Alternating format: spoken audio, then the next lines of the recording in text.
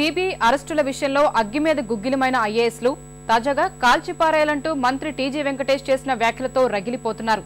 ముఖ్యమంత్రి దగ్గరే పంచాయతీ పెట్టేందుకు సిద్ధమవుతున్నారు. సుప్రీం నోటీసులతో పాటు ప్రభుత్వ న్యాయ సాయం పైన నిలదీయాలని భావిస్తున్నారు.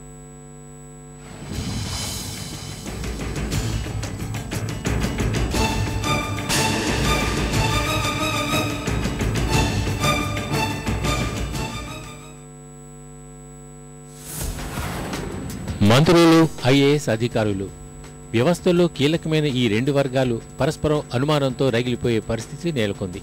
కొందరు ప్రతిదానికి కొర్రీలు వేసి పంపుతున్నారని, అలాంటి వారిని కాల్చిపారేయాలని మంత్రి టీజీ వెంకటేష్ చేసిన వ్యాఖ్యలను ఇప్పుడు ఐఏఎస్లు తీవ్రంగా పరిగణిస్తున్నారు. ముఖ్యమంత్రి ఇందిరమ్మ పాట ముగించుకుని మంగళవారం సచివాలయానికి వచ్చిన తర్వాత ఆయన చెంతే తేల్చుకోవాలని భావిస్తున్నారు.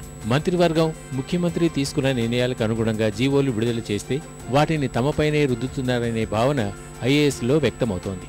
సిబిఐ కేసుల్లో జీవోలు జారీ చేసినోళ్లే ప్రధానంగా జైల్లో మగ్గుతున్న విషయాన్ని ఈ సందర్భంగా ప్రస్తావిస్తున్నారు. దీనిపై గతంలో ముఖ్యమంత్రి వద్దే నిరసన తెలిపిన ఐఏఎస్ల సంఘం జీవోలు విడుదల చేసేది తామే అయినా అందులో మంచి చెడులకు మంత్రుల్నే బాధ్యుల్ని చేయాలని గళమెత్తింది.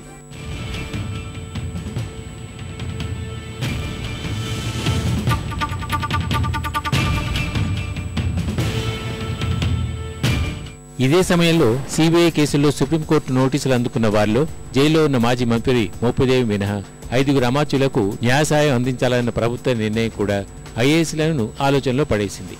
నోటీసులు అందుకున్న ఐఏఎస్లకు న్యాయసాయం అందించాలని కోరినా స్పందించకపోవడంపై ఒకంత అసహనం వ్యక్తం చేస్తున్నారు. ఈ పరిస్థితుల్లో గతంలో లాగే మంత్రులకు అనుగుణంగా పనిచేసుకుపోయే ధోరణిని చాలా మంది ఐఏఎస్లు విడిచిపెట్టినట్టు తెలుస్తోంది.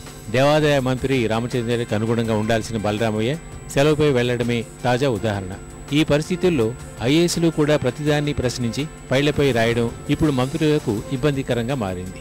ఈ క్రమంలో టీజీ వ్యాఖ్యలు ఐఏఎస్ల ఆగ్రహాన్ని మరింత రాజేశాయి.